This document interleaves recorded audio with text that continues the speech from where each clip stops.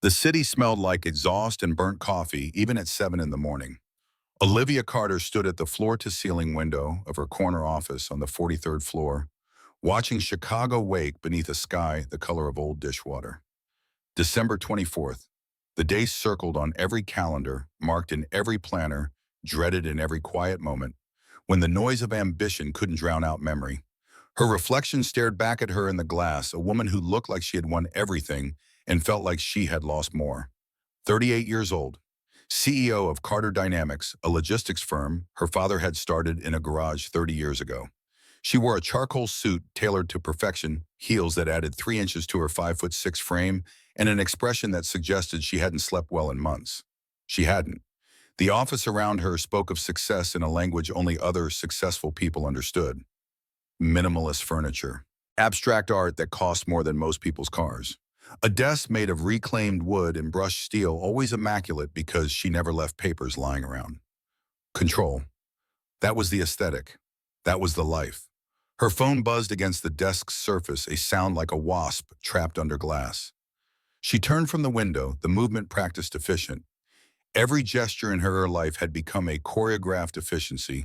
Walk, turn, reach, answer. No wasted motion. No wasted time. Time was the only resource she could never replenish, and she treated it like a miser hoarding the last coins in a dying economy. The screen displayed a message from Gerald, her assistant.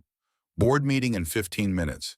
She didn't need the reminder. She lived inside a schedule so precisely calibrated that her body moved through the day like a train on tracks, stopping at predetermined stations, never deviating, never late. She gathered the presentation materials from her desk. The quarterly reports looked good. Revenue up 18%, client retention at 94%, new contracts in 3 major cities. Numbers that should have made her proud. Numbers that felt hollow like applause in an empty theater. The elevator descended in silence. She watched the floor numbers count backward, each one a descent not just through the building, but through layers of her own construction.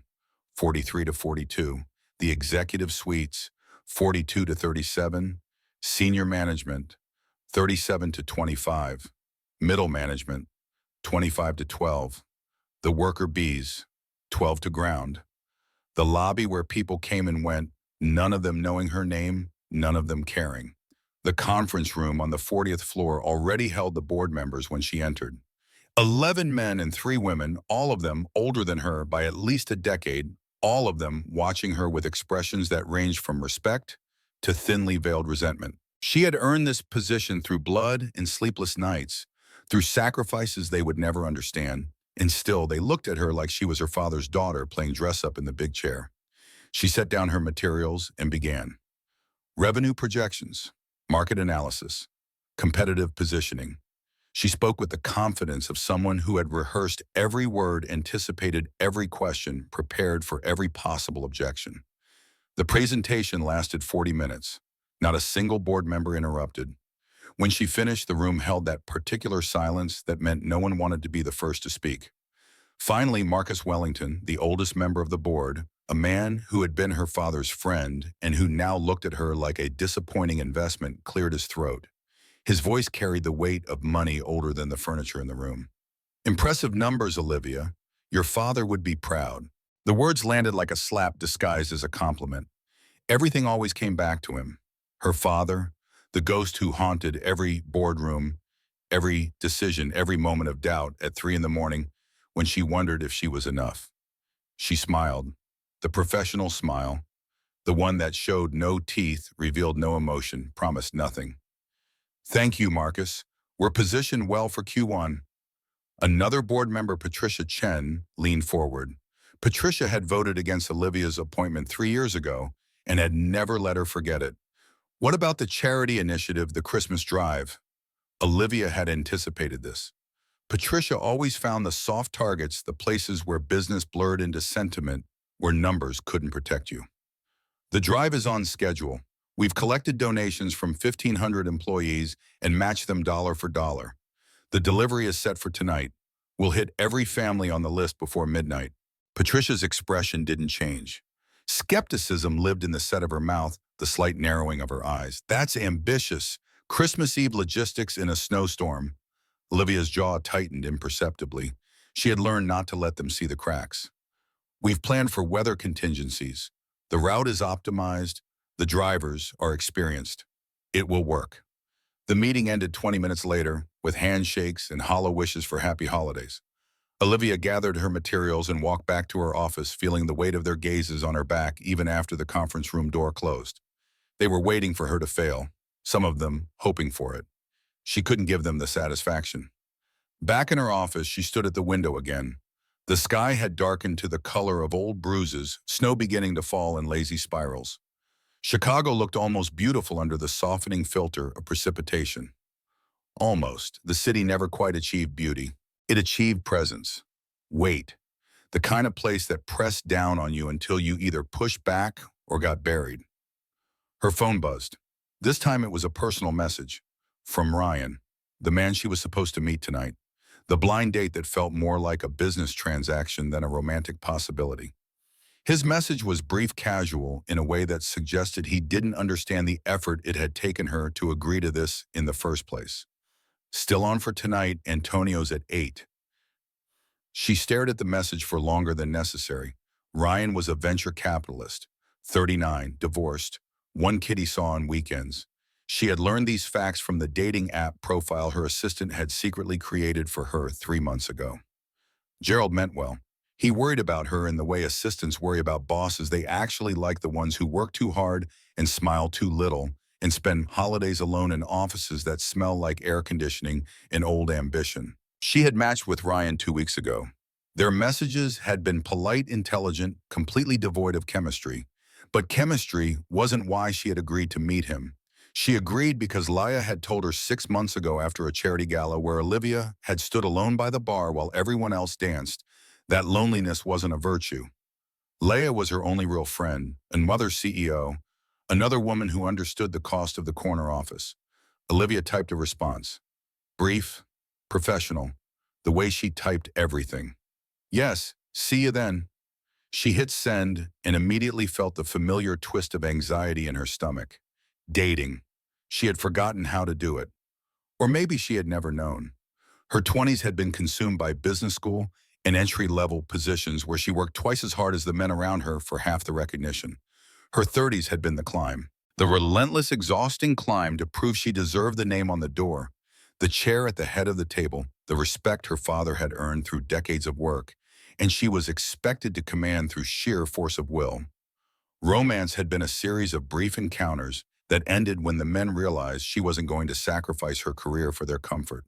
She didn't blame them. She had made her choice. But choices have consequences, and consequences have a way of showing up on Christmas Eve when the office is empty and the only sound is the hum of heating vents and your own breathing.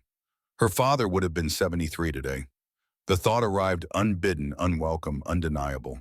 She pushed it away, but it clung like smoke, filling the spaces between her thoughts. He died 10 years ago. Christmas Eve. A heart attack in the parking garage of this very building, found by a security guard making rounds. She had been 28, working late on a presentation that seemed important until the phone call came, and suddenly nothing was important except the things you never said and the time you never spent and the calls you didn't answer because work was waiting.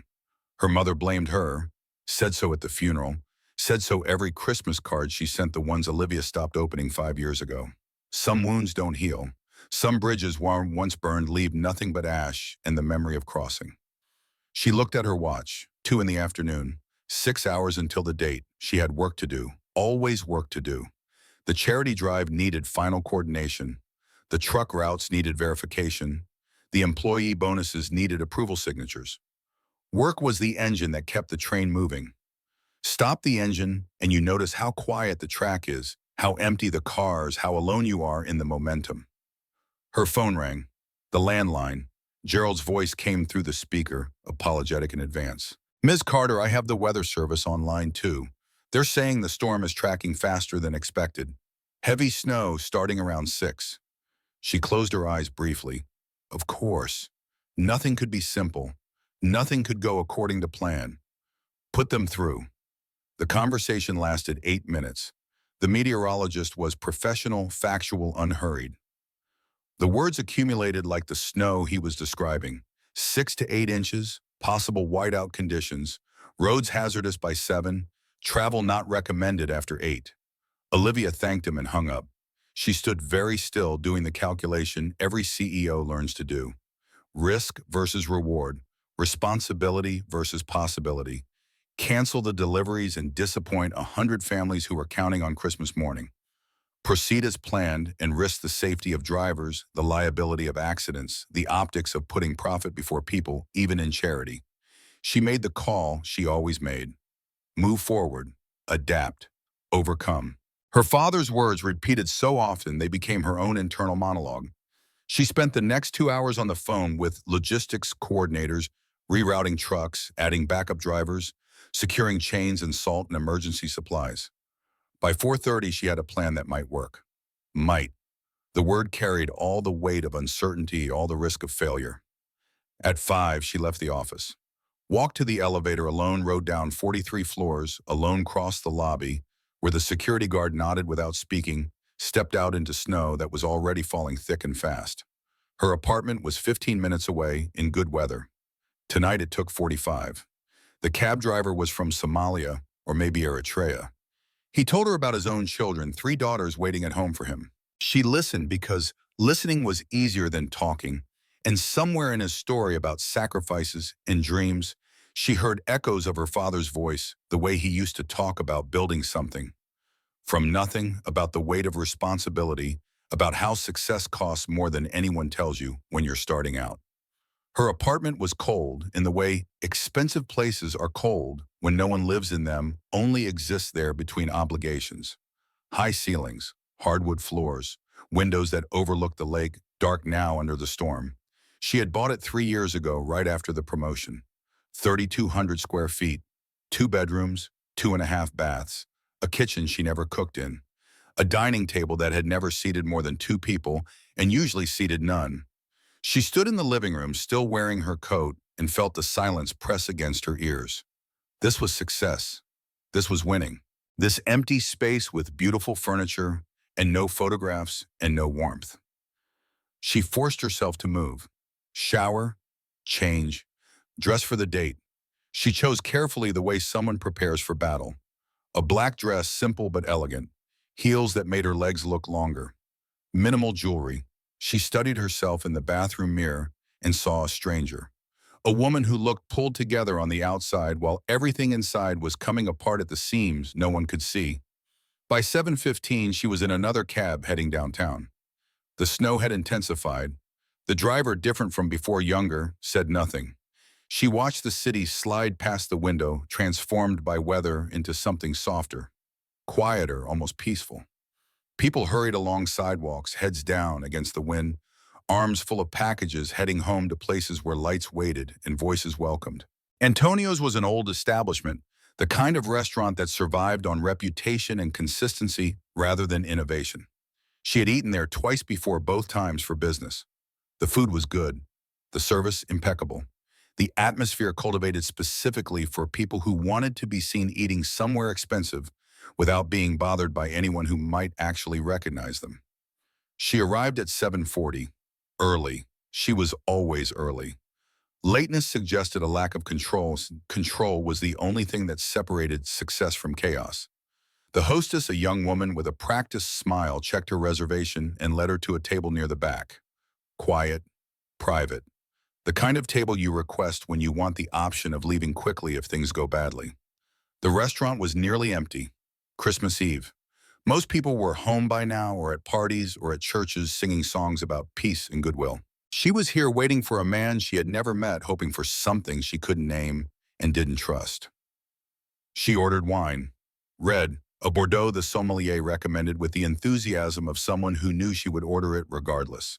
The glass arrived and she held it without drinking, watching the candle flame dance in the liquid surface. Her phone buzzed. She knew before looking what the message would say. Some part of her had been expecting it all day, the way you expect disappointment when you've trained yourself not to hope for anything better. Ryan's message was short, efficient, the text equivalent of a form letter. Sorry I can't make it. Something came up with my kid. Rain check. She read it twice. The words didn't change. She set the phone down and picked up the wine glass, taking a slow sip. The wine was good, expensive, wasted on this moment, this table, this evening that had collapsed before it began. She should leave. The smart thing would be to pay for the wine, call a cab, go home to her empty apartment and her empty life, and stop pretending that anything would ever change. But she stayed. Some stubborn part of her refused to surrender the evening completely. She would finish the wine. She would sit here in this quiet corner and let Christmas Eve happen around her without her participation. And tomorrow she would wake up and do it all again, because that was what she had built her life to do. The restaurant was warm, almost too warm after the cold outside. She removed her coat, draping it over the empty chair across from her. The chair Ryan would have occupied if he had come. If he had cared enough to prioritize a blind date with a woman he had never met over whatever else demanded his attention. She looked around the room. Couples leaned toward each other over candlelight. A family in the corner, grandparents and children, the kids restless with excitement. An older man dining alone reading a book between courses. Lives intersecting briefly in this space, all of them carrying stories she would never know. The door opened, bringing a gust of cold air and swirling snow. She glanced up reflexively, some part of her, still hoping, despite everything that Ryan had changed his mind, that he was walking through that door, that the evening might still salvage itself into something resembling normal. But it wasn't Ryan, it was someone else entirely. A man in a worn coat, snow dusting his shoulders, his face flushed from cold, or exertion, or both. He stood just inside the entrance, looking around with an expression that mixed uncertainty and determination, like someone who had convinced himself to do something difficult and was still convincing himself not to turn around and leave. Their eyes met for a half second across the restaurant.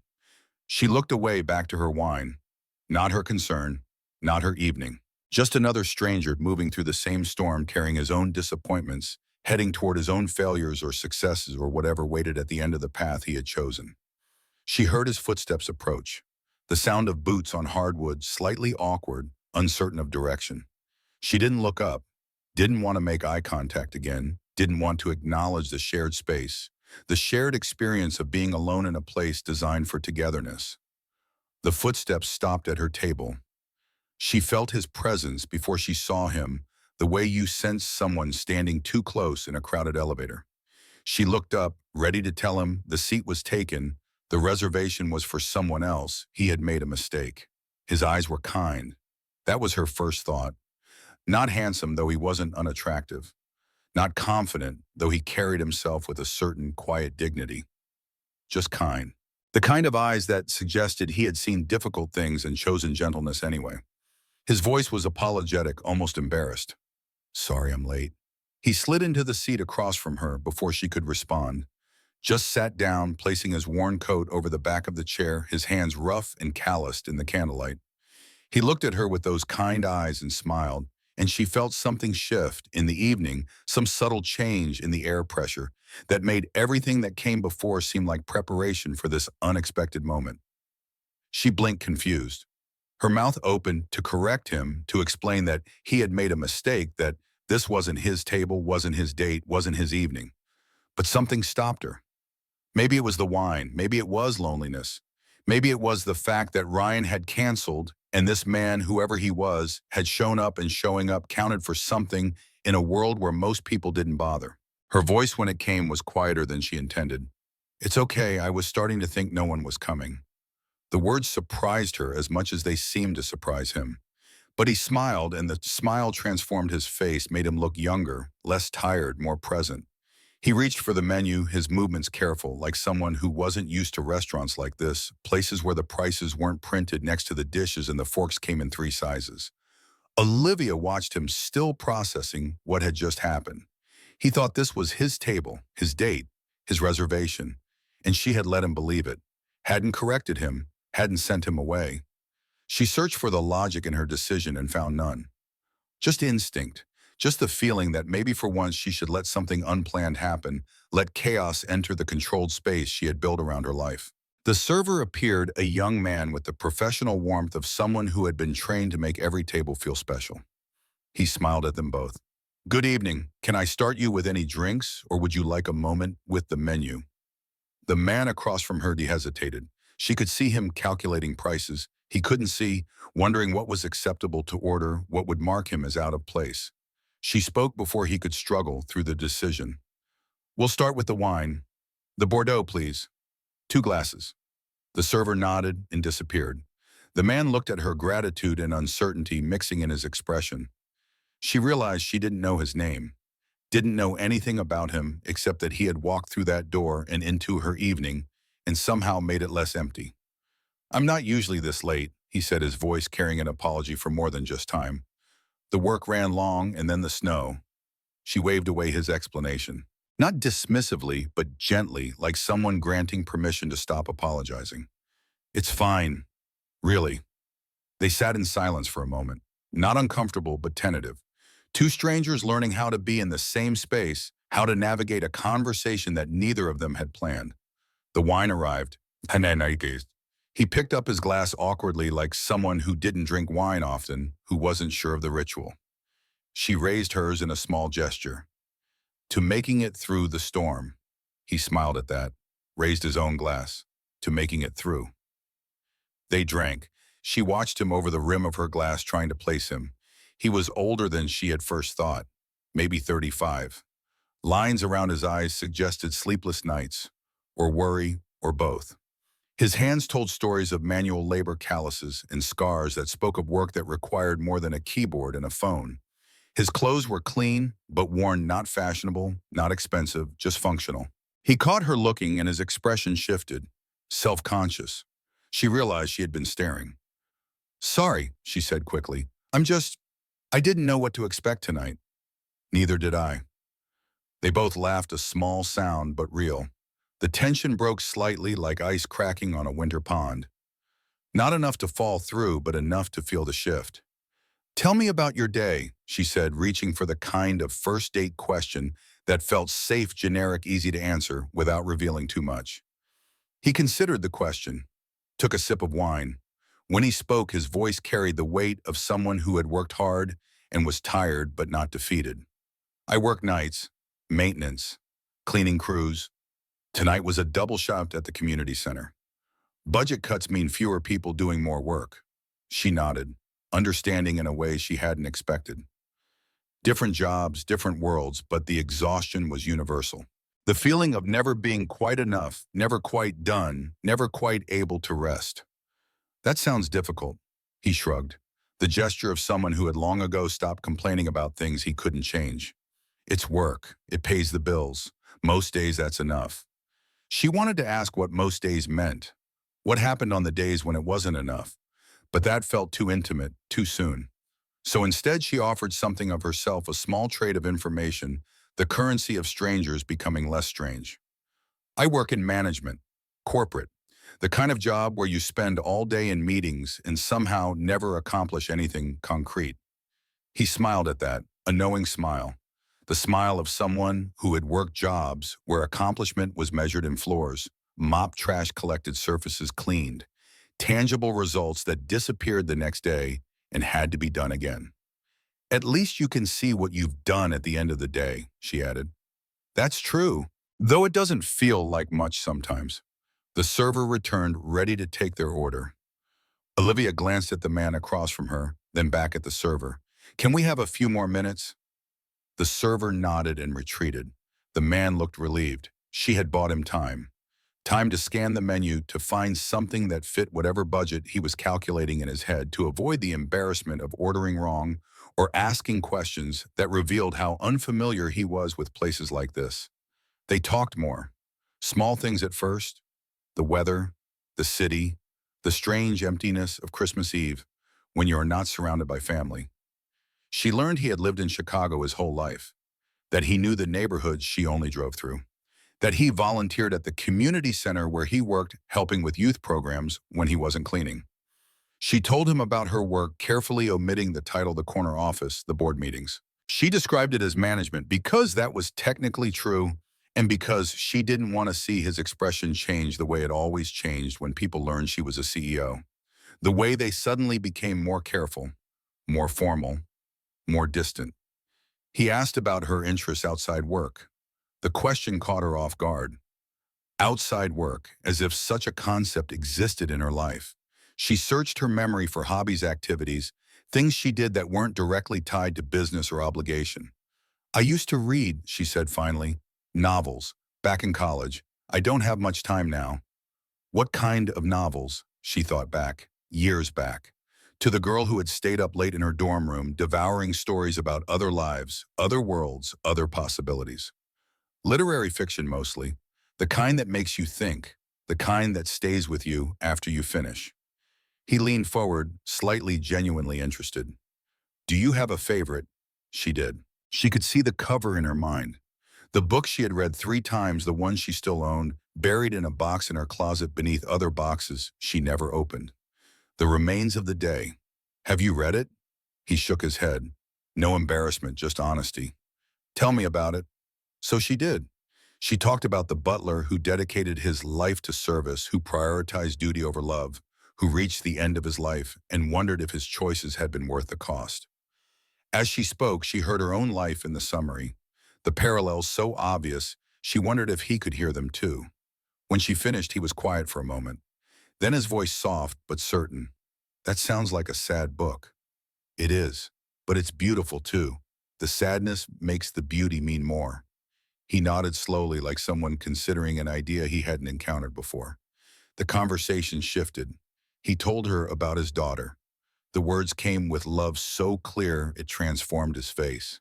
She was 7. Loved to read, went to the library every Saturday and checked out the maximum number of books allowed. Olivia felt something warm in her chest. A father who took his daughter to the library, who encouraged reading, who made time despite working double shifts and coming home exhausted. She sounds wonderful. She is. She's everything. The way he said it, not as hyperbole, as fact, as the organizing principle of his entire existence. Olivia had never been someone's everything, had never been anyone's priority in the way this daughter clearly was his. Does her mother, she let the question trail off, unsure if she was overstepping, but he didn't seem bothered, just sad in a distant way, like someone remembering old pain that had scabbed over but never fully healed. She left when Leia was a baby, couldn't handle it. I don't blame her. It's hard. Leia, the name felt like light, something bright and hopeful in a conversation that was growing heavier with each revelation. But you stayed. I didn't have a choice. She needed me. Olivia heard the echo of her own father's words. Responsibility. Duty. The weight you carry because walking away isn't an option even when it's the easier path. She felt the familiar guilt rise in her throat, the taste of it bitter and old. Something fell from his coat pocket when he reached for his wine glass. A small card folded glittery even in the dim light. He reached down quickly, embarrassed trying to scoop it up before she could see. But she had already leaned forward, curiosity natural and unforced. You dropped something. He picked it up, his face flushing slightly, held it for a moment like he was deciding whether to hide it or acknowledge it. It's nothing, just something my daughter made. Can I see? He hesitated, then handed it over, reluctance and pride mixing in the gesture. Olivia unfolded the card carefully. Construction paper decorated with glitter and crayon drawings. Christmas trees. Stars. A stick figure family, and in the center, in careful block letters that wavered across the page, "Don't be lonely this Christmas, Daddy." Olivia's throat closed. She blinked hard, forcing back tears that had no place at a restaurant table, no place in a conversation with a stranger, no place in the controlled narrative of her carefully constructed life. But they came anyway, burning behind her eyes, threatening to spill. She handed the card back, not trusting her voice. He folded it carefully, tucked it back into his pocket. When he looked at her again, there was understanding in his eyes. He had seen her reaction, knew what it meant, didn't need an explanation. She worries about me, he said quietly. Thinks I need someone. Do you? The question came out before Olivia could stop it. Too direct, too intimate. But he didn't seem bothered, just considered it honestly, like someone who was used to being honest with himself, even when the truth was uncomfortable. I don't know. I'm so busy trying to keep everything together that I don't think about what I need, just what she needs. Olivia nodded, understanding in a way that felt like recognition. Two people who had organized their lives around necessity, who had forgotten how to want anything beyond survival and stability in the basic requirements of getting through another day. The server returned patient but present. They ordered. She chose for both of them, selecting items she knew were good, making it seem casual, natural, not charity or pity, but simply the confidence of someone familiar with the menu. He didn't protest, just looked grateful. When the server left, they continued talking. The conversation had shifted into something deeper, more real, past the small talk, past the pleasantries, into the territory where strangers sometimes go when they sense they might not be strangers for long. He asked about her family. The question every first date asked, the question she had learned to deflect or minimize or lie about in small ways that felt necessary for self-preservation. But tonight, with this man whose daughter had made him a card and who carried it like a talisman, she told the truth. My father died 10 years ago, Christmas Eve. We were close. After he was gone, my mother and we fell apart. Haven't spoken in 5 years. His expression softened, not pity, empathy. The difference mattered. I'm sorry. She shook her head, not wanting sympathy, not wanting to turn the conversation into something heavy and sad when it had been, despite everything, the most honest she had been with anyone in months. It was a long time ago. That doesn't make it easier. He was right. Time didn't heal wounds so much as teach you to walk with them, to carry the weight without collapsing, to function despite the pain that never fully faded. Their food arrived.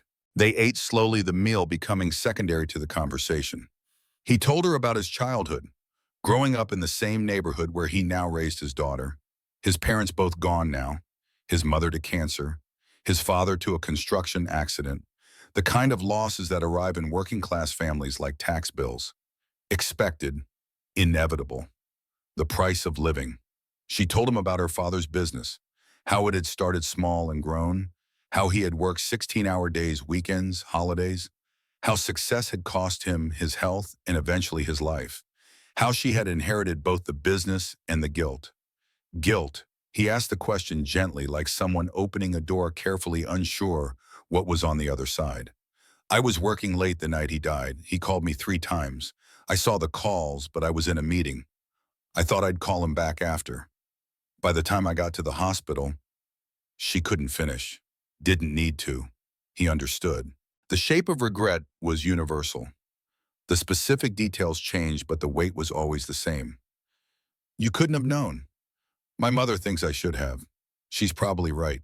He put down his fork, looked at her with an intensity that made her uncomfortable because it felt like being seen, really seen in a way she hadn't experienced in years. Your mother is wrong. You were living your life, working, trying to build something. That's not a crime. That's not a failure. That's just being human. Something cracked in Olivia's chest, some wall she had built between herself and the world. She felt it fracture, felt the cold air rush in, felt the vulnerability she had spent a decade avoiding. She changed the subject, asked about his work at the community center, what he did beyond cleaning. He told her about the kids he helped, the after-school programs, the food bank, the small ways he tried to make the neighborhood better when he wasn't just trying to survive it. His voice changed when he talked about this work, became animated, purposeful. She realized he wasn't just cleaning floors. He was building something too, just different from what she built. Smaller maybe, but more immediate, more human. Why do you do it? She asked. The volunteer work, on top of everything else. He considered the question, took a sip of wine. When he answered, his voice was quiet but certain. Because someone did it for me once. When I was a kid, when things were hard, a teacher stayed late to help me with homework, gave me books to read, made me believe I could be more than my circumstances. I'm just paying it forward. Olivia felt something shift in her understanding of success. She had spent her entire adult life chasing a definition that involved corner offices and quarterly returns and respect from people who barely knew her name. This man across from her, in his worn coat and calloused hands, had found a different definition. One that involved kids learning to read, and families getting food, and communities becoming marginally less broken. That's beautiful. He shrugged, uncomfortable with praise. It's just what needs doing. They finished their meals. The server cleared the plates. Neither of them ordered dessert. The evening was moving toward its natural conclusion, the point where decisions had to be made about what came next, if anything came next, if this was goodbye or the beginning of something. Neither of them had planned. Olivia looked at him across the table. This man she still didn't know, whose name she suddenly realized she had never asked. The recognition hit her like cold water. They had talked for over an hour and she didn't know his name. Didn't know why he was here, who he was supposed to meet, what blind date or reservation or coincidence had brought him to her table. She was about to ask when the server reappeared. His smile was professional but confused. He carried a tablet, checking something, glancing between them, with an expression that suggested something wasn't adding up. "Excuse me, I just want to confirm. You're the reservation under Ryan Hale, correct?" The words landed in the space between them like stones dropped into still water. Ripples spreading outward, implications multiplying. Olivia felt her stomach drop. The man across from her looked equally lost. "Ryan," he repeated slowly, the name clearly foreign to him. The server glanced between them, his professional composure starting to crack slightly. "Yes, the reservation for two under Ryan Hale. Is that not you?" Olivia's mind was spinning. Ryan? Her date. The man who had canceled. This man wasn't Ryan. Had never been Ryan. Had walked in and sat down and she had let him because she was lonely and tired and desperate enough to pretend that a stranger was someone she was supposed to meet. The man's voice was uncertain now, confusion replacing the confidence he had been building throughout their conversation. "I'm not Ryan. I had a reservation under Ethan Brooks." The server checked his tablet again, frowning slightly. Then he looked up, understanding and apology mixing in his expression. He gestured toward a table near the window on the opposite side of the restaurant, a table where a woman sat alone checking her phone waiting. "That table is over there, sir, near the window." The man Ethan, his name was Ethan, stood abruptly, his face flushed deep red, embarrassment and horror and disbelief all competing for dominance in his expression. He looked at Olivia like someone who had just realized they had been living in a dream and had suddenly brutally woken up. "Oh my God, I'm so sorry. I sat at the wrong table." Olivia stared at him, processing, the last hour replaying in her mind with new context. He wasn't her date. She wasn't his. They were two people who had accidentally intersected, who had built a connection based on a misunderstanding, who had shared truths they might not have shared if they had known they were talking to the wrong person. She should be angry, should be embarrassed, should feel foolish for not realizing sooner, for not asking his name, for letting the evening unfold without questioning the basic premise of who they were to each other. But all she felt was something close to relief. Because Ryan, whoever Ryan was, hadn't wanted to be here. But Ethan had walked through that door and sat down and talked to her like she mattered, even if it was an accident, even if he thought she was someone else. For 1 hour, she hadn't been alone, hadn't been the CEO in the corner office, hadn't been her father's daughter or her mother's disappointment. Just a woman talking to a man about books and guilt and children who made Christmas cards for their lonely parents. Ethan was backing away from the table now, apologizing again, the words tumbling out in a rush of mortification. He grabbed his coat, nearly knocking over his wine glass in his haste. "I'm really sorry. I didn't mean to. This is so embarrassing. I'll just..." He gestured vaguely toward the other table, the correct table where his actual date was waiting, the woman he was supposed to meet, the evening he was supposed to have. Olivia watched him prepare to leave, watched him become a stranger again, watched the hour they had shared collapse into something awkward and accidental and meaningless. And she couldn't let it happen, couldn't let him walk away, couldn't let the evening end with apologies and embarrassment and the return to separate lives, separate tables, separate disappointments. Her voice cut through his rambling apology, clear, certain, the voice she used in boardrooms when she needed people to listen. "Wait," he stopped, turned back to her, confusion in his eyes, uncertainty about what she wanted, what she was asking, what could possibly come next. She gestured to the chair he had just vacated, the chair that had held him for the last hour, the chair that still carried the warmth of his presence. "Sit down." "But please, just sit." He hesitated. She could see him calculating, weighing embarrassment against curiosity, obligation against desire. The proper thing to do versus the thing he actually wanted to do. Slowly, like someone unsure if this was real or another mistake, he lowered himself back into the chair, set his coat down, met her eyes across the table.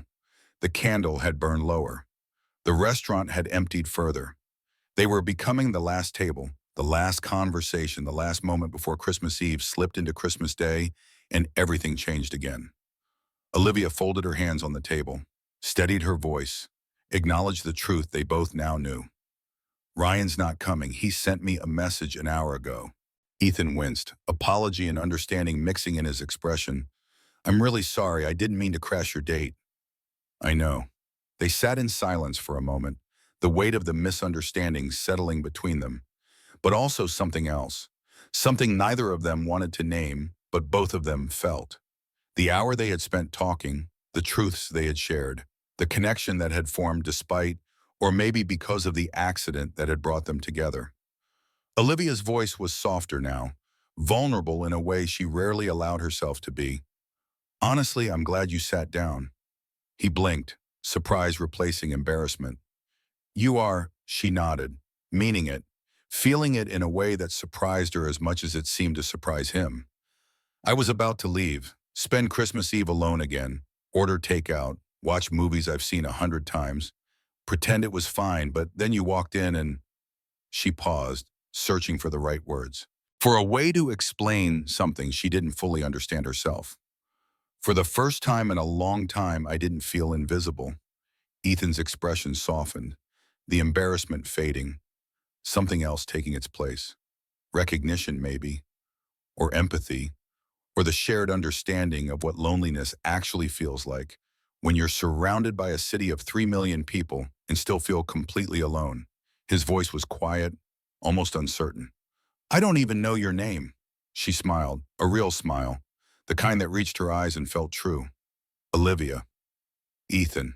They shook hands across the table, the gesture absurdly formal, given everything that had come before, but also right, a reset, a new beginning, an acknowledgement that whatever happened next was a choice they were making together, not an accident they were stumbling through. Olivia leaned back in her chair, the tension in her shoulders easing slightly, the evening opening up again into possibility rather than closing down into endings. So, Ethan, since we're both here and neither of us has anywhere else to be, why don't we just, I don't know, keep talking?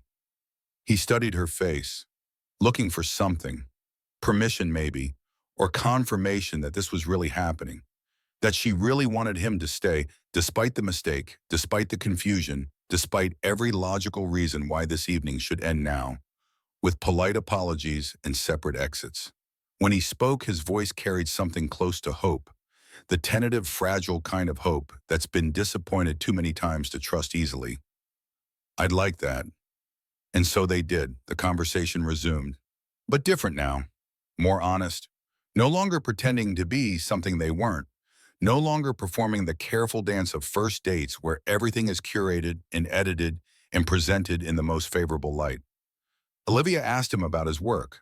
Really asked. And he told her the truth.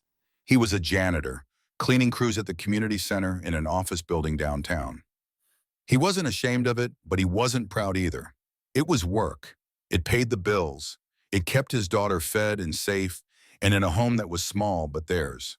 She listened without judgment, without the subtle shift in expression that people usually showed when they learned someone cleaned floors for a living. She just listened, and when he finished, she offered her own truth. I'm a CEO. He blinked, processing. She could see him reassessing everything, the way she had ordered wine without checking prices, the way she carried herself, the expensive dress, the quiet confidence that came from years of making decisions that affected hundreds of people. Of what? A logistics company, Carter Dynamics. It's not exciting. We move things from point A to point B. We just do it efficiently. Ethan nodded slowly. She waited for the change. The distance that usually appeared when the people learned about the gap between them. The sudden formality. The sense that they were no longer equals, no longer two people just talking, but CEO and janitor, success and struggle, different worlds that shouldn't intersect. But it didn't come. He just looked at her with those kind eyes and asked the question no one in her life ever asked. Do you like it? She almost laughed. The simplicity of the question, the directness, as if liking your work was something people considered when deciding what to do with their lives. I don't know. I don't think about it that way. Why not? She considered lying, deflecting, giving the answer she would give at a board meeting or a charity gala or anywhere else where honesty was less important than maintaining the right image. But something about this evening, this man, this accidental intersection of their separate lives, made her want to tell the truth. Because it's not about liking it. It's about responsibility. My father built this company. He died for it, literally, worked himself to death, and I inherited it. The business, the employees, the legacy. I can't just walk away because I don't like it. Ethan's expression was thoughtful, not judgmental, not dismissive, just considering what she had said with the seriousness it deserved. But do you have to stay if it's killing you the same way it killed him? The question hit like a punch, direct, unavoidable.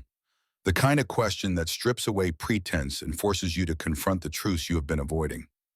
Olivia's throat tightened. She blinked hard, refused to cry here in this restaurant in front of this stranger who somehow felt less like a stranger with every passing minute.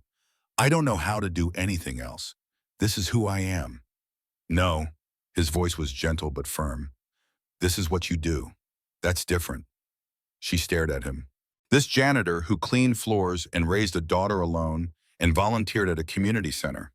This man who had more wisdom in his calloused hands than most of the board members who sat in leather chairs and made decisions that affected thousands of lives. You're wrong. I chose this. I climbed for it. I sacrificed for it. If I walk away, then all of that was for nothing. My father's death, my mother's blame, the relationships I didn't have because I was working, the life I didn't live because I was building a company. It has to mean something. Ethan leaned forward, not touching her, but close enough that she could feel the warmth of his presence, close enough that his words carried weight. It already means something. You built something. You employ people. You provide for families. That matters. But it doesn't have to be the only thing that matters. It doesn't have to consume everything you are. She looked away, out the window at the snow falling thicker now. Chicago disappearing under white. The city becoming something softer, something less harsh, something almost beautiful in its transformation. My father used to say success costs more than anyone tells you when you're starting out. He was right, but maybe the cost is too high. Maybe you're allowed to say that. Am I, her voice was barely a whisper, am I allowed to say I'm tired, that I'm lonely, that I've built this perfect life and I hate it? Yes. The word was simple, certain. Permission she hadn't known she needed from someone she had just met. But somehow it mattered. Somehow hearing it from him, this man who understood responsibility and sacrifice, and the weight of carrying more than you can hold somehow, that made it true. They sat in silence. The restaurant had emptied almost completely, just them and one other couple finishing their meal across the room. The servers were beginning to clean, moving quietly, respectfully, giving them space, but also sending subtle signals that the evening was ending, that decisions needed to be made about what came next. Ethan pulled out Leia's card again, unfolded it carefully. The glitter caught the candlelight. He traced his finger over the words his daughter had written. Don't be lonely this Christmas, Daddy. She made this for me yesterday, told me I had to go on this date, had to really try. She worries about me, thinks I need someone. Olivia looked at the card, at the careful letters, at the love evident in every crooked Christmas tree and misplaced star. She's right. Maybe, but I don't know how to do it, how to let someone in, how to make space in a life that's already too full of just trying to survive. Olivia heard herself in his words. Different circumstances, same struggle, the same question about whether there was room for anything beyond work and obligation and the daily grind of just getting through. I don't think anyone knows how. I think you just do it, or you don't, and you live with the choice. He folded the card, put it back in his pocket. When he looked at her again, there was something new in his expression. Decision, maybe, or courage, or the recognition that this evening, as strange and accidental as it had been, meant something neither of them had expected. Olivia, I know this is crazy. We just met, and we didn't even mean to meet. But sitting here with you, talking to you, I feel, I don't know, less alone, like maybe there's someone else in the world who understands what it's like to carry too much and not know how to put it down. She nodded, unable to speak, feeling the same thing he was describing. The recognition, the connection, the sense that maybe loneliness wasn't a permanent state. Maybe it was just the space between finding the right person to share the weight with. Her phone buzzed, the sound jarring in the quiet space they had created. She almost ignored it, almost let it go to voicemail. But some instinct made her glance at the screen. Her assistant's name, Gerald, calling at 8:30 on Christmas Eve, which meant something was wrong. She looked at Ethan apologetically. I'm sorry, I need to take this. It's work. He nodded, understanding. She answered. Gerald's voice was tight with stress. Ms. Carter, I'm so sorry to call, but we have a problem. The truck carrying the donations, it's stuck in the snow on I-290. Engine trouble and weather. They can't move. And if we can't get those gifts delivered tonight, Olivia closed her eyes.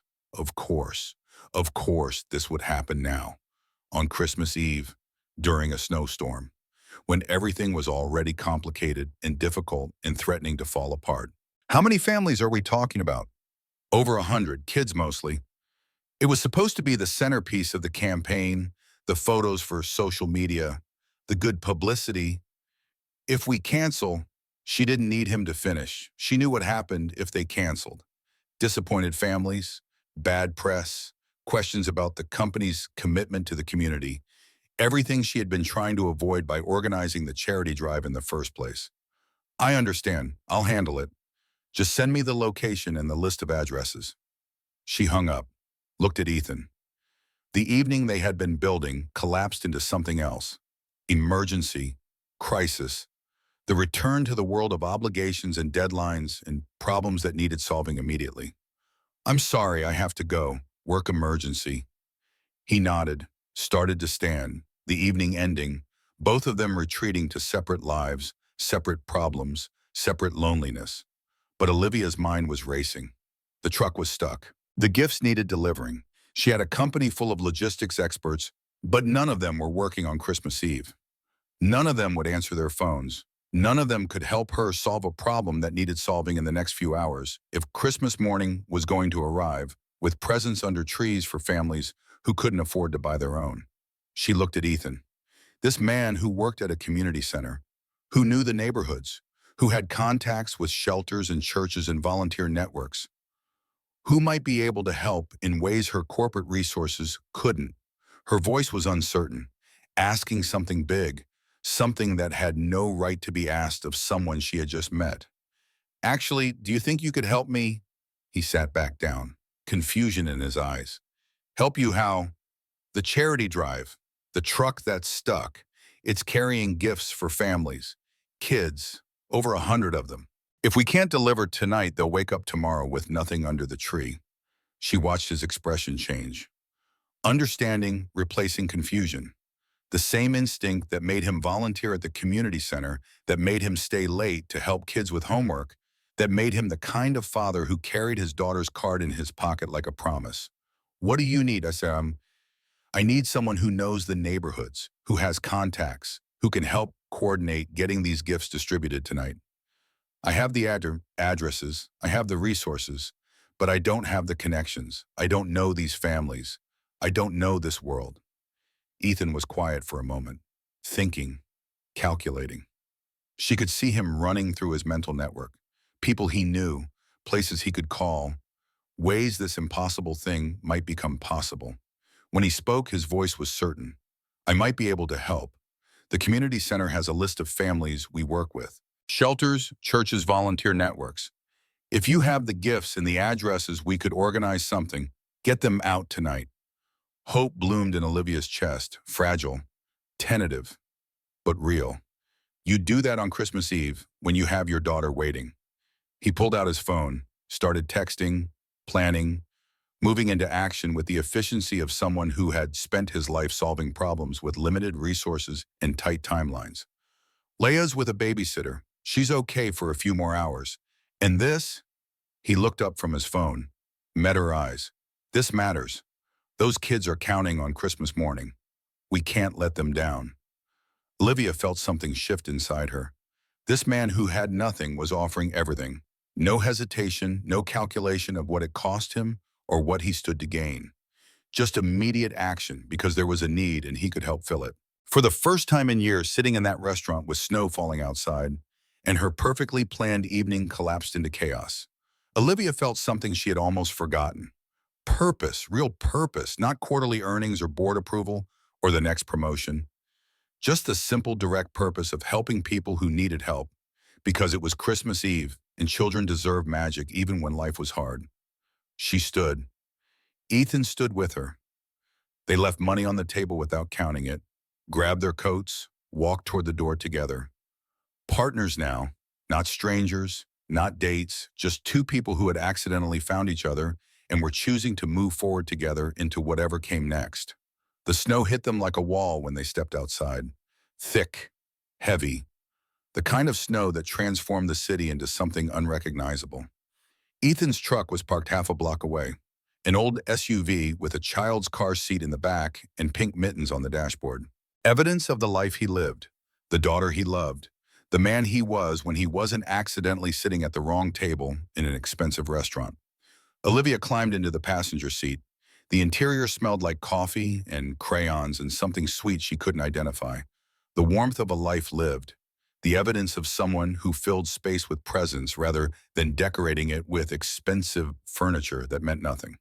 Ethan started the engine. It coughed once before catching. He looked at her, this CEO in an evening dress sitting in his worn-out truck on Christmas Eve, and smiled. "You sure about this? It's going to be a long night." Olivia smiled back, certain in a way she hadn't been certain about anything in months. "I can't think of a better way to spend Christmas Eve." He pulled out into the street. The snow swirled around them. The city disappeared into white. And somewhere in that moment between the restaurant they had left and the work they were driving toward, Olivia felt the weight she had been carrying for 10 years begin to lighten. Not disappear, but shift. Make room for something else. Something that felt almost like hope.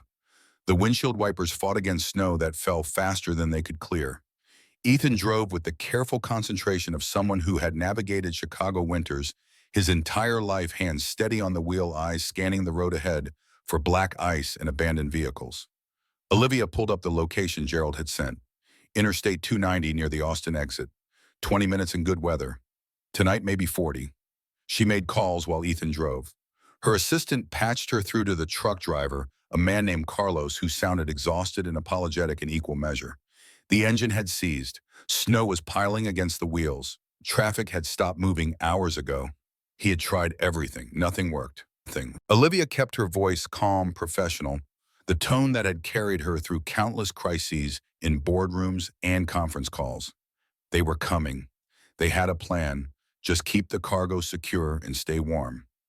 Ethan was on his own phone, voice low and urgent, calling his network, the community center director, a pastor at Southside Baptist, a woman who ran a shelter on Madison Street. Each call, the same efficient rhythm: problem, solution, coordination. He spoke their language, knew their names, understood what they needed to hear to mobilize on Christmas Eve when everyone was supposed to be home with family. Olivia listened and felt something close to awe. She commanded rooms full of executives, negotiated contracts worth millions, made decisions that affected hundreds of employees. But this man navigating his worn truck through a snowstorm while coordinating a grassroots rescue operation with a network held together by trust and shared purpose possessed a kind of power she had never learned in business school. The highway was a graveyard of stalled vehicles, cars abandoned at angles, hazard lights blinking uselessly through the snow. They crawled past accidents and bottlenecks, Ethan finding paths where Olivia saw only obstacles. The truck's heater struggled against the cold, seeping through old weather stripping. She wrapped her coat tighter and watched the city transform into something primal and beautiful under the storm's assault. The stranded delivery truck sat sideways across two lanes, emergency triangles placed in the snow behind it. Carlos climbed out when he saw them approach relief, visible even through the blowing white. He was younger than Olivia expected, maybe 25, his delivery company jacket insufficient against the weather. Ethan pulled alongside and they climbed out into wind that stole breath and numbed exposed skin within seconds. Carlos's voice fought the storm. The engine was shot. Tow truck couldn't get here until morning, maybe not even then. He had been sitting here for 3 hours watching the gifts that were supposed to bring Christmas morning to 100 families slowly become unreachable promises buried under snow. Ethan was already moving to the back of the delivery truck, assessing planning. The cargo area was packed tight, boxes wrapped in bright paper tags visible through plastic protection. Names and ages. Emma 5, Marcus 8, Sophia 3, each one a child waiting for magic that adults were supposed to deliver. Olivia's phone buzzed. Gerald again. She stepped away from the wind, pressed the phone tight to her ear. The board was asking questions. Patricia Chen specifically, wanting to know about contingency plans, liability concerns, whether they should just cancel and issue apologies. Her voice carried the subtext clearly. This was Olivia's initiative. If it failed, the blame would land squarely on her shoulders. Olivia's response was cold and certain. They weren't canceling. The gifts would be delivered.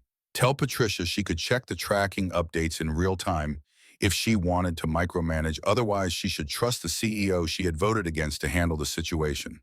She hung up before Gerald could respond, anger burning hot under her ribs. They wanted her to fail. Some of them wanted to prove she couldn't handle pressure, couldn't lead under crisis, was just her father's daughter playing pretend in a role too big for her. She turned back to find Ethan and Carlos already transferring boxes to the SUV.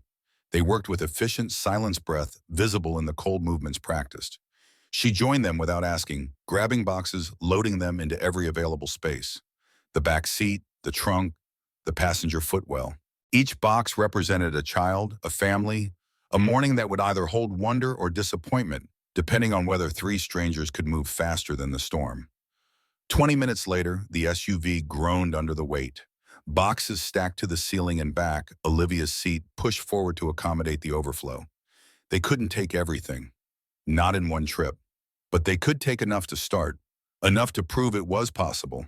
Ethan entered addresses into his phone while Olivia cross-referenced against Gerald's list, optimizing routes, clustering deliveries by neighborhood. The kind of logistics problems she solved daily in abstract spreadsheets suddenly made concrete and urgent. Numbers becoming addresses, becoming homes, becoming families, depending on strangers to keep promises. The first house was a duplex in Austin Christmas lights, strung crookedly across a sagging porch, snow drifting against a chain-link fence. The address matched Maria Gonzalez, 3 children under 10. Ethan knocked gently, mindful of the late hour. The door opened slowly, cautiously. A woman appeared, maybe 30, but looking older. Exhaustion carved into the lines around her eyes. Recognition flashed across her face when she saw Ethan. Her voice trembled. She thought they weren't coming. Thought her kids would wake to empty space under the secondhand tree she had bought at a lot, giving away unsold inventory on Christmas Eve. She had been trying to figure out how to explain it, how to tell them Santa had forgotten their address this year. Ethan carried boxes inside while Olivia waited by the truck, feeling suddenly intrusive on this private moment of relief and gratitude. When he returned, his expression had shifted, softer, more present. He told her Maria was working 3 jobs since her husband left. The community center helped with after-school care. Without it, she couldn't work, couldn't feed her kids. The math of poverty was simple and brutal. One missing piece collapsed everything. The second delivery took them south to Inglewood. A narrow house squeezed between vacant lots, windows glowing warm against the storm. An elderly man answered, hands shaking as he reached for the doorframe. His voice was thin, uncertain. He had forgotten he was on the list. Forgotten much lately. Age stealing memories faster than he could hold them. Ethan spoke his name. Mr. Patterson. The old man's face brightened with recognition. Ethan had helped him install a railing last month. The community center's maintenance volunteers. Small repairs for people who couldn't afford contractors and couldn't do the work themselves anymore. Olivia carried a box marked for Patterson grandchildren visiting from out of state and felt the weight of it differently now. Not cargo, not logistics, just the physical manifestation of someone trying to prove they still mattered. That Christmas still had meaning even when your body was failing and your mind was slipping and everyone you loved lived somewhere else. As she set the box inside the doorway, she saw photographs on the wall, old pictures, men in work clothes standing beside construction equipment. Her breath caught. She recognized one of the faces. Her father, younger, grinning, standing next to another man who looked like a younger version of the person now standing in this doorway. Her voice came out strange, distant. Did he work with Michael Carter? Mr. Patterson's eyes focused with sudden clarity, the fog lifting for a moment. He worked for Michael for 20 years. Best boss he ever had. Fair, honest, treated plumbers like partners instead of hired hands. He had come to the funeral, stood in back, too ashamed of his worn suit to sit closer. She had been surrounded by executives in expensive black and never noticed the workers in cheap polyester paying respects to a man who had respected them. Olivia's throat closed. She managed something that might have been thank you and retreated to the truck, vision blurring. Ethan followed, gave her space, started the engine and let the heat run while she composed herself. When she could speak, her voice was raw. Her father had built the business from nothing, started as a plumber himself, understood the value of people who worked with their hands because he had been one. But success changed things, changed him. Or maybe it changed how much time he had for the values he claimed to hold. By the end, he was always at the office, always chasing the next contract, always proving something to someone. And men like Mr. Patterson became names on payroll reports instead of people he stood beside in photographs. Ethan's response was quiet, certain. But he gave Mr. Patterson work, dignity, a way to feed his family. That wasn't nothing. Good bosses were rare. Men who remembered where they came from, even rarer. They drove to the next address. And the next, and the next. Each delivery a story. Each story a window into lives Olivia had known existed, but never truly seen. A young mother with a baby on her hip, barely 20, living in a shelter while waiting for subsidized housing. A father working night security, sleep-deprived, and grateful, trying to give his daughter a childhood despite the odds. A foster family taking in 6 kids, the parents exhausted and devoted in equal measure, making magic happen on a budget that would embarrass most people. At each door, Ethan knew names, knew circumstances, knew the networks of need and support that held these communities together when official systems failed them. Olivia watched him move through this world with the ease of belonging and understood that she had spent her entire adult life in rooms full of strangers who knew her title but not her name, while he existed in a community that knew him entirely. Near midnight, they stopped at a gas station. The fluorescent lights harsh after the darkness of driving. Ethan filled a thermos with coffee, so bad, it tasted like regret dissolved in hot water. Olivia accepted it anyway, wrapping frozen fingers around the warmth. They stood by the truck, snow falling gentler, now the worst of the storm passing. Ethan asked the question she had been avoiding. Why was she really doing this? Not the company answer, not the PR response. The real reason she was spending Christmas Eve delivering gifts to strangers when she could be home safe, warm, alone.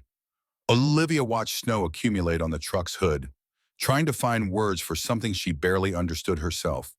Her father had died working. Heart attack in a parking garage. Found by security. Alone. She had been in a meeting, seen his calls, decided they could wait.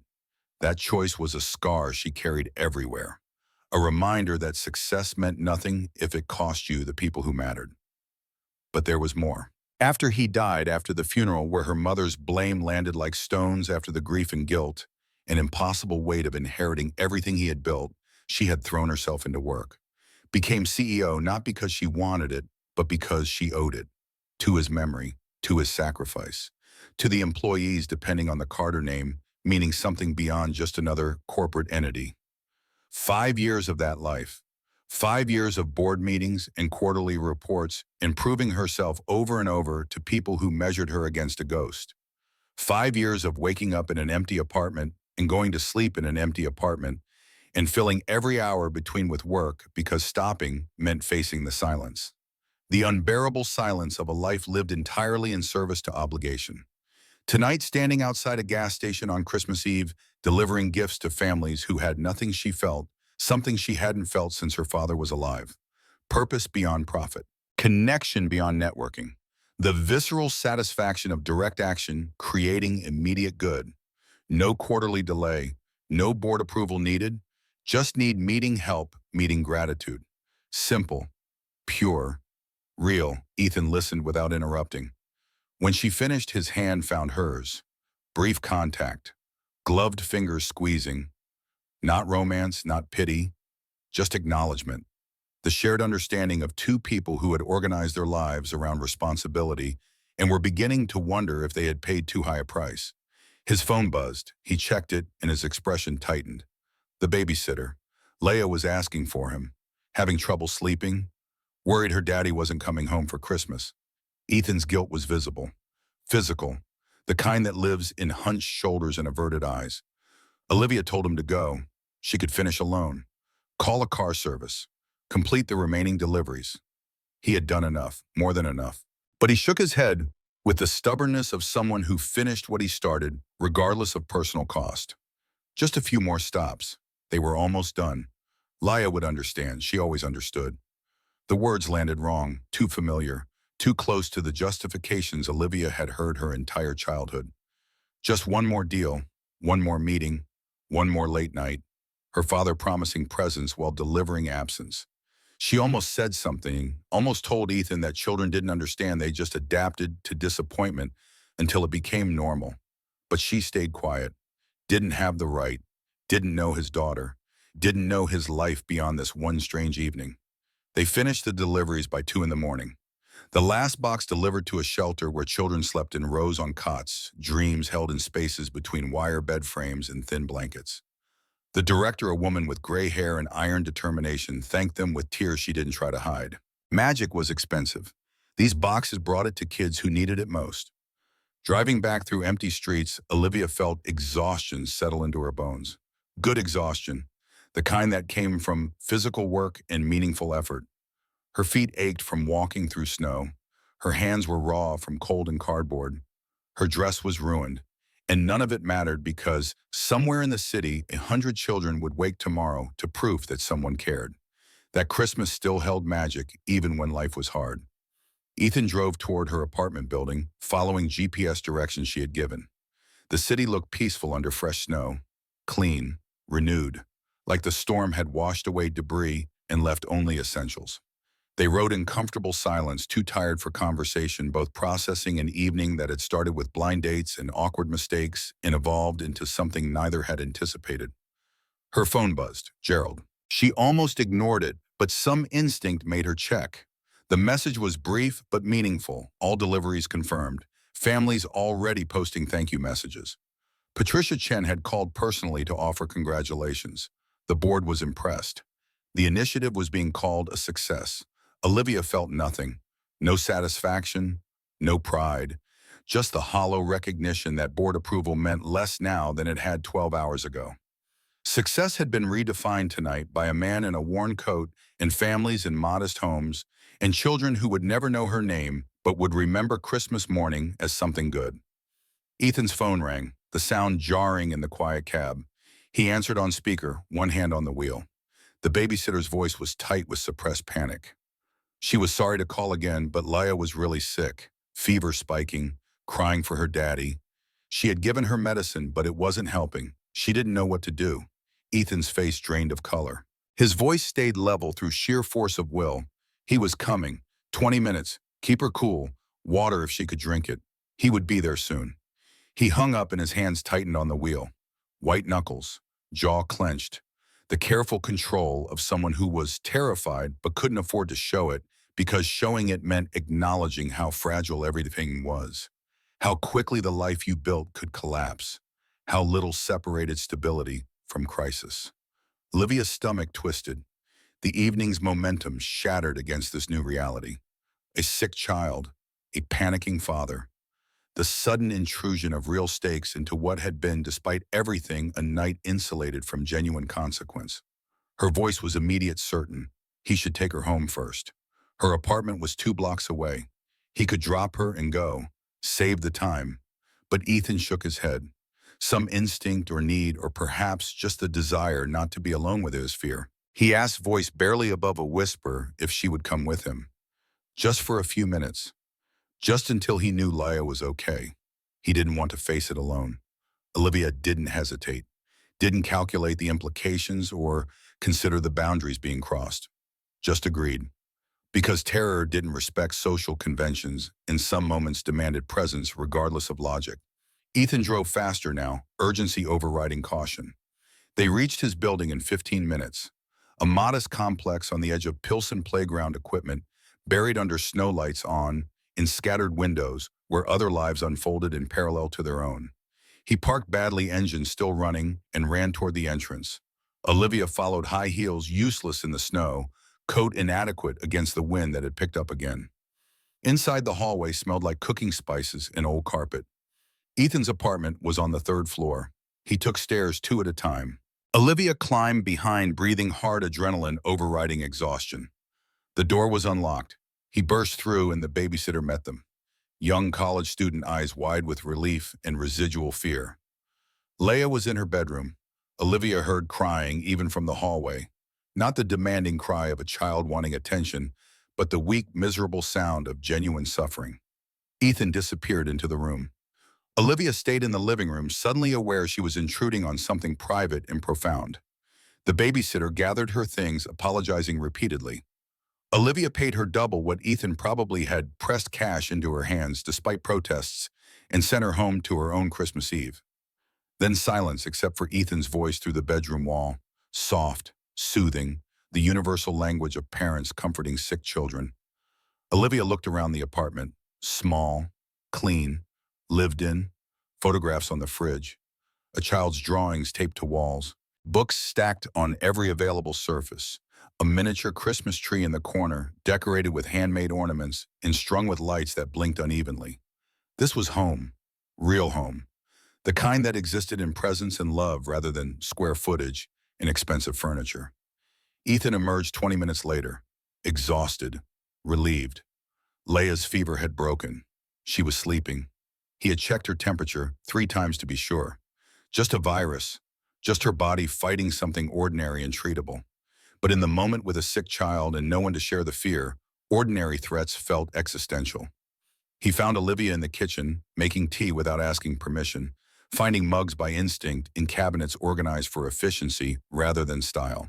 He accepted the mug gratefully, and they sat at a small table scarred with use, breathing in steam, letting silence resettle into something less urgent. His voice, when it came, carried the weight of confession. Every time Leia got sick, he remembered her mother leaving, remembered coming home from work to find the apartment empty except for a note and a baby crying in her crib. 3 months old, helpless, dependent. And he had been alone with that responsibility ever since. He never stopped being terrified he would fail her. That one wrong decision would prove he wasn't enough. Olivia reached across the table. Her hand covered his. Skin on skin this time. No gloves, no barriers, just human contact in a moment that required it. She told him what she saw. A father who worked multiple jobs to provide, who carried his daughter's card like a talisman, who knew every family in his neighborhood by name, who spent Christmas Eve delivering gifts to strangers when he could have been home. That wasn't failure. That was love made manifest in daily sacrifice. Ethan's eyes glistened. He didn't cry, but it was close. Just nodded. Accepted her words like someone dying of thirst accepts water. He had needed to hear it from someone, anyone, but especially from her. This woman who had accidentally entered his life and somehow seen him more clearly in one evening than most people saw in years. Olivia stood. She should leave. Let him rest. Let him be with his daughter. The evening had stretched far beyond any reasonable boundary, but leaving felt wrong, felt like abandonment when what the moment required was presence. Ethan's voice stopped her at the door. Asked her to stay, just for a while, just until he knew morning would come without crisis. He didn't want to be alone with the fear that always returned in quiet hours after the immediate danger passed.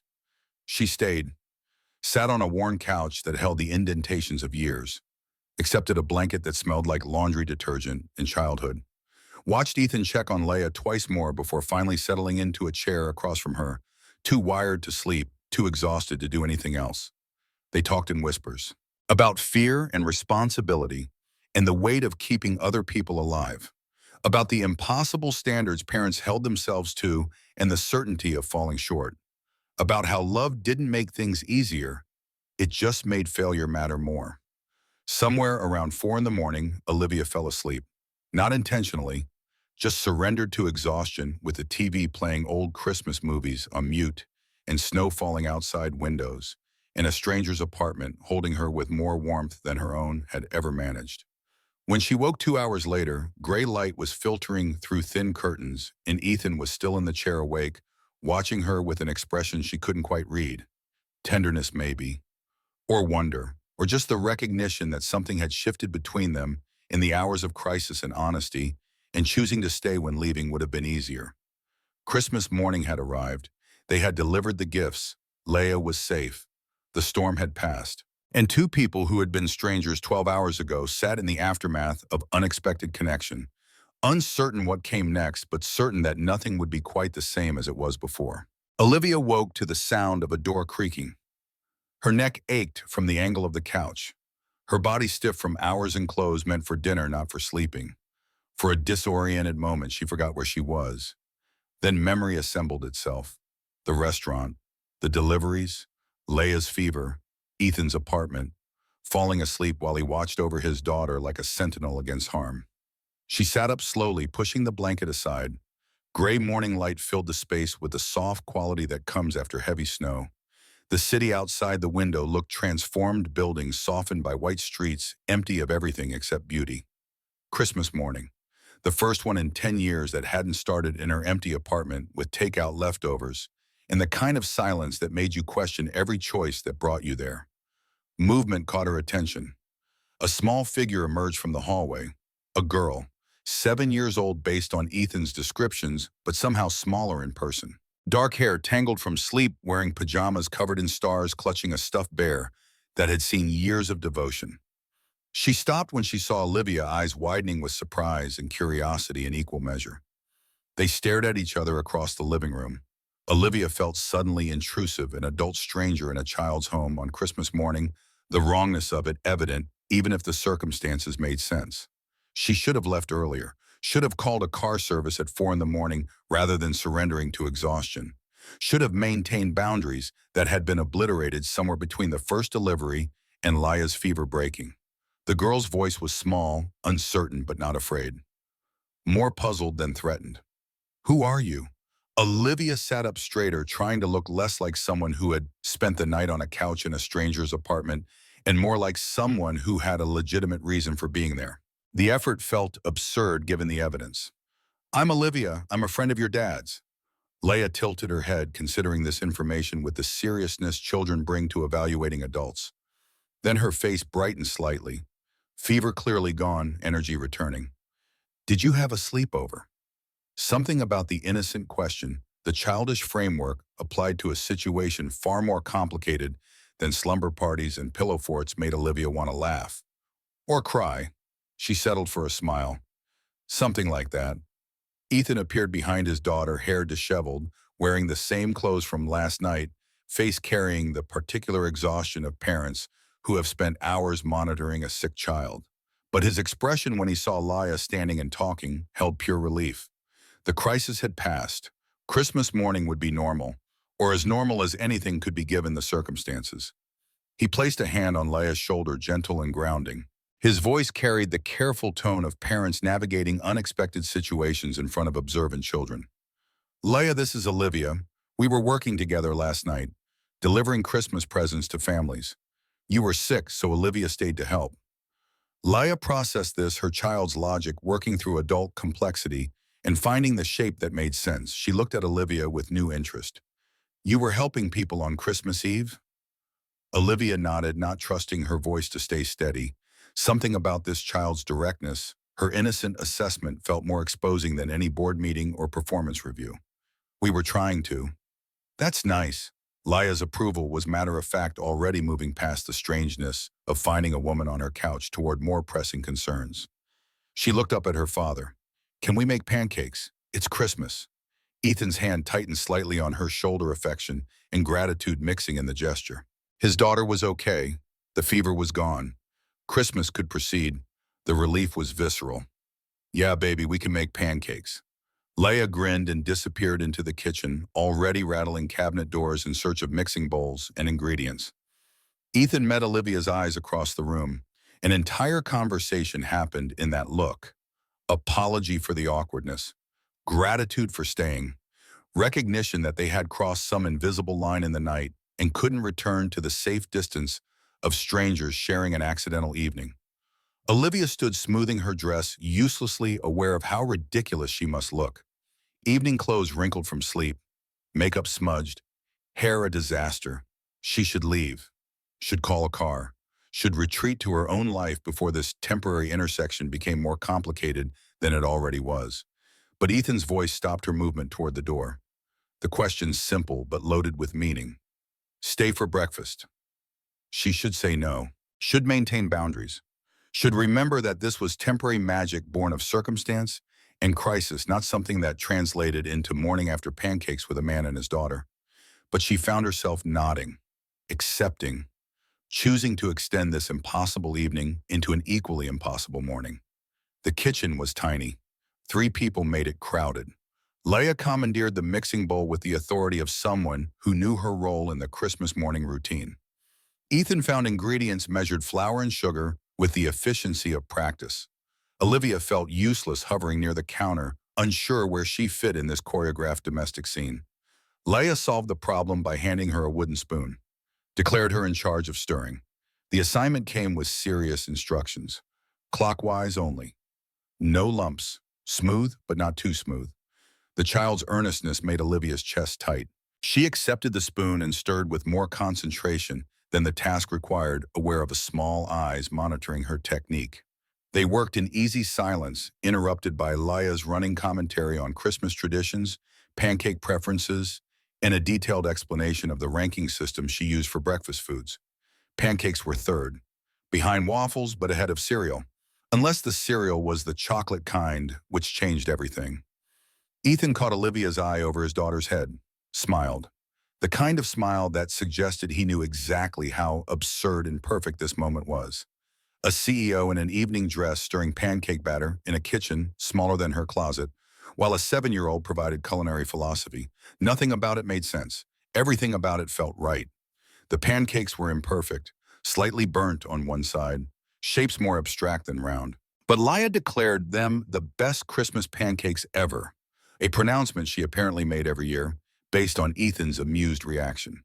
They ate at the small table, syrup sticky on fingers, conversation flowing naturally around mouthfuls and laughter. Olivia watched father and daughter together. The easy affection, the inside jokes, the way Ethan cut Leia's pancakes without being asked, and then Leia poured her father's coffee with careful concentration. This was family, not the sterile version from holiday cards and corporate mythology, the real thing. Built from daily presence and small rituals and love expressed through action rather than declaration. After breakfast, Leia announced it was present time with the gravity of someone calling a board meeting to order. She led them to the small Christmas tree in the corner, its homemade ornaments somehow more beautiful than anything money could buy. Underneath sat 3 packages, modest, wrapped in recycled paper and yarn instead of ribbon. Leia handed one to her father.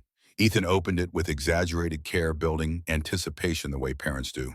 Inside was a drawing, Leia and Ethan holding hands under a tree, sunshining birds flying overhead.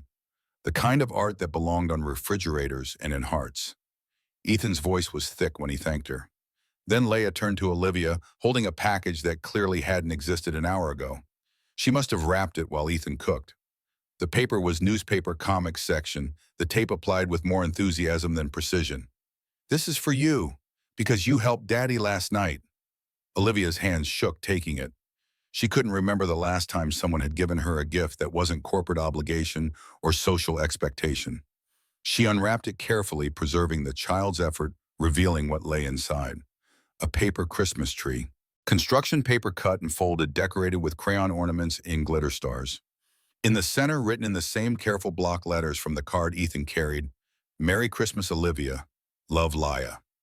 Something broke inside her, some dam she had built to hold back 10 years of grief and loneliness, and the exhaustion of pretending everything was fine. Tears came without permission, hot and unstoppable, blurring the paper tree in her hands until it became just color and light. Leia's face registered alarm. She looked to her father, uncertain if she had done something wrong. But Ethan knelt beside Olivia, his hand finding her shoulder, his voice gentle. "They're happy tears, baby. Olivia loves it." And Olivia did. Loved it in a way that made no rational sense. It was paper and crayon and a child's generous heart. It was also the most valuable thing she had received in years. Proof that kindness still existed. That connection could happen in 12 hours. That she hadn't become so hollowed out by ambition that she was incapable of feeling something real. She managed words through the tears, thanked Leia with a voice that cracked but meant every syllable. The girl beamed, crisis-averted, proud of herself for making an adult cry happy tears on Christmas morning. They hung the paper tree in the window together. Leia directed placement with the precision of an interior designer. It had to catch the light just right, had to be visible from outside so people walking past would see it and know this was a place where Christmas lived, where magic still happened despite modest means and imperfect circumstances. Standing back to admire their work, Olivia saw herself reflected in the window. A woman in a ruined dress, makeup, smudged hair a mess, holding a paper Christmas tree a child had made for her. She looked nothing like the CEO who had started yesterday in a corner office. Looked nothing like the person she had been 12 hours ago. Looked for the first time in years like someone who might actually be happy. Her phone buzzed, the sound intrusive in the warm cocoon of the apartment. She checked it reflexively, the habit of years impossible to break completely. Ryan, the original blind date, the man whose cancellation had set this entire chain of events in motion. His message was casual, breezy, the tone of someone who didn't realize he had been forgotten completely in the space of one evening. "Hey, really sorry about last night. Kids, can we reschedule coffee this week?" Olivia stared at the message. Ryan, venture capitalist, the kind of man who made sense on paper, successful, educated, the right age, right background, right expectations. A week ago, even yesterday morning, she would have responded positively, would have seen him as a reasonable option in a life carefully constructed around reasonable options. But everything had changed. She had sat at the wrong table and met the right person, had delivered presents to families whose names she would remember, had held a sick child's father's hand while fear turned to relief, had been given a paper Christmas tree by a 7-year-old who saw her as someone worth including in Christmas morning. Ryan represented the life she knew, the life she had built. Corner offices and board meetings and relationships that fit into schedules without disrupting quarterly projections. Safe, predictable, empty. She typed a response. Brief, final. The same efficiency she brought to business decisions that no longer served their purpose. "Thank you, but I don't think we're a good match. I hope you find what you were looking for." She hit send and felt lighter, like deleting an obligation she had been carrying without questioning why. Ryan would be fine, would match with someone else, would have coffee dates that led to reasonable relationships built on compatible lifestyles and shared economic brackets. Good for him, but not for her. But not anymore. Ethan was watching her. He didn't ask, but she could see the question in his expression. The uncertainty about what happened next. About whether this evening and morning were an anomaly or the beginning of something neither of them quite believed possible. Before she could answer the unasked question, her phone rang. Not a text, an actual call. She glanced at the screen and her heart stopped. Mom, her mother, the woman she hadn't spoken to in 5 years, who blamed her for her father's death, who had turned grief into a weapon sharp enough to sever the last family tie Olivia had left. She stared at the screen, watching it ring. Ethan noticed her expression change, the color draining from her face. His voice was quiet concern. "You okay?" She couldn't answer, couldn't explain. The phone kept ringing. Her thumb hovered over decline. The easy choice, the safe choice. Maintain the distance that had protected her from more pain. Preserve the narrative where she was the daughter who had failed, and her mother was the parent who had every right to never forgive her. But something in the morning in the paper tree hanging in the window, in the way Leia had included her in Christmas without hesitation, made her press accept instead. "Hello?" Her mother's voice was older than she remembered. shakier, but still recognizably the voice that had sung lullabies and made Sunday dinners and eventually said things that couldn't be unsaid. Livia, I saw the news about the charity drive, the pictures of you delivering presents. Silence stretched between them. 5 years of silence compressed into the space of one phone call. Olivia waited, unsure what this was, why her mother had called after so long. What could possibly be said that would bridge the gulf between them? Her mother's next words came slowly, each one clearly costing something. Your father would have been proud. Olivia's vision blurred again. Tears that had barely stopped, now returning with renewed force. Those 6 words carried more weight than any quarterly report or board approval or corner office achievement. Her father would have been proud, not of the business metrics or the growth charts, of the person she had been last night, delivering gifts, helping families, choosing humanity over efficiency. Her voice was barely a whisper. I'm sorry for not answering his calls, for not being there. I know, her mother's voice cracked. I'm sorry too, for blaming you, for 5 years of silence, for forgetting that I lost him, but you lost him too. They talked, not long, not solving everything, but starting. Her mother was alone on Christmas, had been alone for 5 years, pushing away the only family she had left, because grief made you cruel when you should be kind. She asked tentatively if maybe they could try. Coffee, lunch, something small to test if the bridge could be rebuilt or if too much had burned to ever cross again. Olivia said yes, meant it, felt something unlock in her chest that had been closed since the funeral, since her mother's accusations, since she had decided that being alone was easier than risking more pain. They hung up with promises to call again soon, to figure out details, to try, just try. That was all either of them could commit to.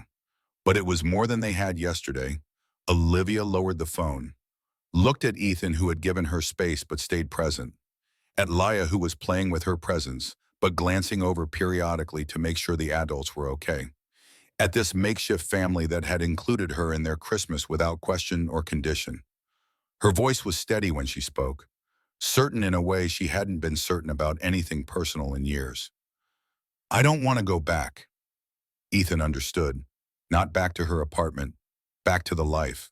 The corner office, the board meetings, the careful construction of success that required sacrificing everything that made success worth achieving. So don't. The simplicity of it, as if walking away from a decade of climbing was as easy as deciding to. But maybe it was.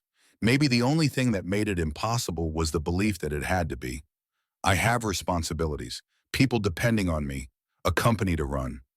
You also have a choice, to run it differently, to build something that doesn't cost you everything. Your father worked himself to death. You don't have to. The words landed like absolution, permission she had been waiting for from someone who understood sacrifice, who lived it daily, but who had somehow figured out that martyrdom wasn't the same as meaning. Laya appeared beside them, holding the paper tree that had fallen from the window. She handed it to Olivia solemnly. You should take this home, so you remember. Olivia accepted it, cradling it like something precious. Because it was a child's art, a stranger's generosity. Proof that Christmas morning could still hold a magic when you let go of controlling every variable and just let life happen. Thank you, Laya. I'll keep it forever. The girl smiled, then with the directness only children possess, asked the question adults dance around. Are you Daddy's girlfriend now? Ethan's face flushed. Olivia felt her own cheeks heat. They hadn't discussed labels, hadn't defined what 12 hours of accidental intersection meant beyond the immediate experience of it. Leia's question forced the issue into the open. Olivia looked at Ethan, at this man who cleaned floors and raised a daughter and knew every family in his neighborhood by name, who had sat at the wrong table and somehow been exactly the right person, who had shown her a different definition of success, one measured in relationships maintained, in communities served rather than revenue generated and positions climbed. Her answer was honest, for Laya, but also for herself, for Ethan, for whatever came next. I don't know yet, but I'd like to find out. Ethan's expression transformed. Hope and uncertainty and something deeper. something that looked like the beginning of believing in possibilities he had stopped believing in years ago. Leia accepted this answer with a child's pragmatism, shrugged, returned to her presence. Adults were weird, but if her daddy was smiling, actually smiling, not the tired smile he wore most days, but a real one, then this Olivia person was probably okay. The morning stretched into afternoon.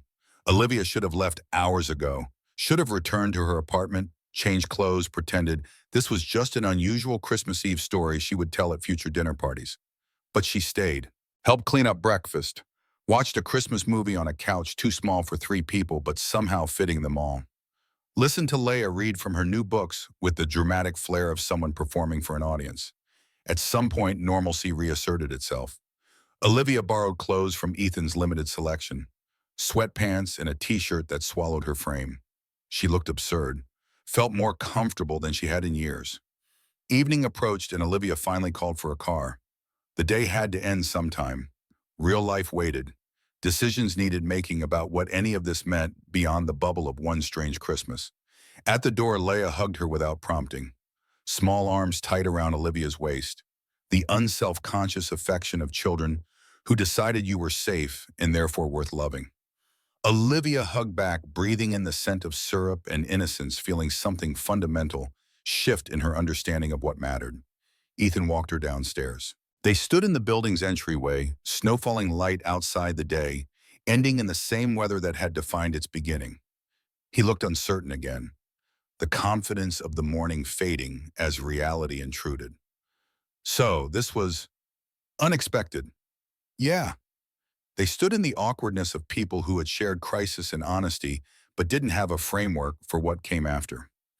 Ethan's hand found hers, rough calluses against her palm, the physical evidence of different lives, different choices, different worlds that had intersected for one impossible evening. Can I see you again? Not by accident, this time. Intentionally. Olivia smiled, the question she had been hoping for without knowing how to ask it herself. I'd like that, very much. They exchanged numbers, real ones, intentional contact information rather than accidental proximity.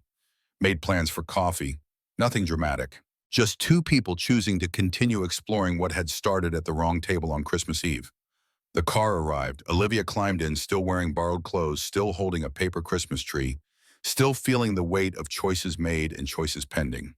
She watched Ethan's building disappear as the car pulled away, the city returning to normal patterns, Christmas evening settling into the space between celebration and the return to routine. Her apartment was exactly as she had left it yesterday. Cold, empty, expensive. But walking through the door felt different now. She wasn't returning to prison, just to a space that needed reimagining, needed warmth and presence and evidence that someone actually lived there rather than just existing between obligations. She hung the paper tree on her window. It looked ridiculous. Childish art in an adult space decorated with intention and budget, but it transformed the room, made it less showpiece and more home.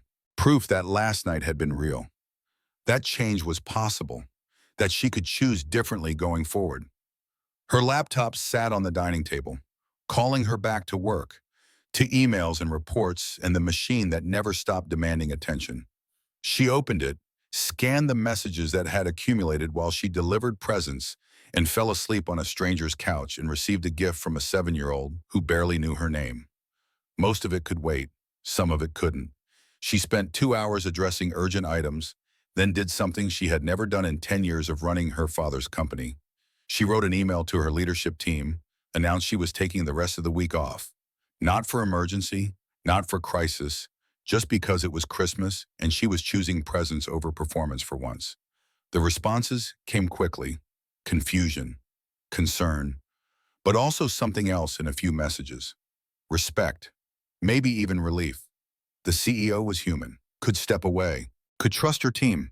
The company wouldn't collapse if she took 5 days to remember who she was beyond her job title.